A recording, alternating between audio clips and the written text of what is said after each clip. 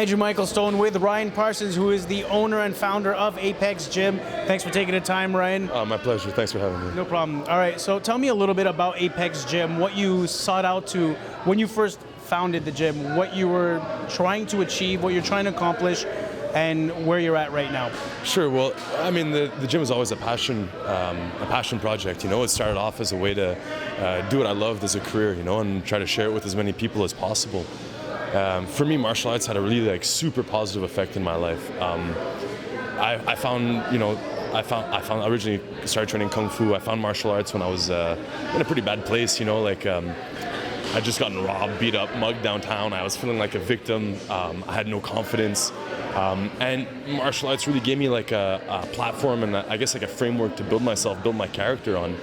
And over the years, I've practiced boxing and kickboxing and Muay Thai and Jiu-Jitsu, and really training and fighting martial arts is probably one of the hardest things I've ever done.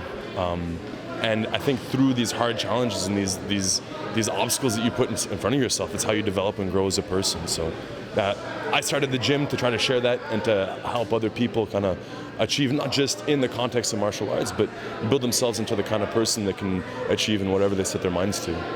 And so far, do you feel like you're starting, or not starting, but you're at least accomplishing that mission, that objective? Yeah, absolutely. Well, we've got 3 gyms going now, 3 Apex locations, and we've got guys competing all over the place for belts, for titles, winning, Fight Quest, going down to TBAs, fighting for North American titles. But again, that's the fighting side of it. It's only a small part, right? Who you become. When the person you become when you set out these difficult challenges for yourself is way more important than whatever you achieve inside the ring. Okay, and so in that case, you obviously want to help people or mixed martial artists who want to eventually become pro fighters as well, who maybe want the glory, the limelight, but then again, you're wearing a shirt that talks about fight for what's right. Could you tell us a little bit about that sort of mindset?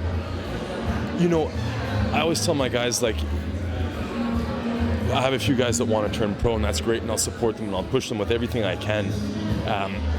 But the martial arts is an opportunity to really help people. Whether it's through this organization, we run a summer camp for underprivileged kids. It's an opportunity to give back and to share that knowledge, And people see fighters and they see scars and they see on TV blood everywhere and whatever, and they think, oh, these guys have no heart, no compassion. But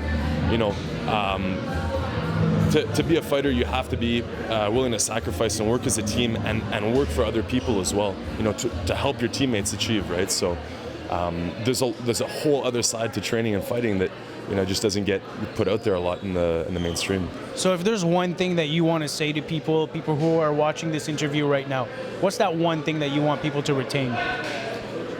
I guess at the end of the day, don't judge a book by its cover. To think that a fighter is just somebody that steps in the ring and fights for glory or fights for money, you're missing 90% of the whole picture, where a lot of times fighters, especially with this organization and what we encourage at our gym as well, it's a chance, again, to build yourself as a human being, to build your character, to set goals, to accomplish the goals.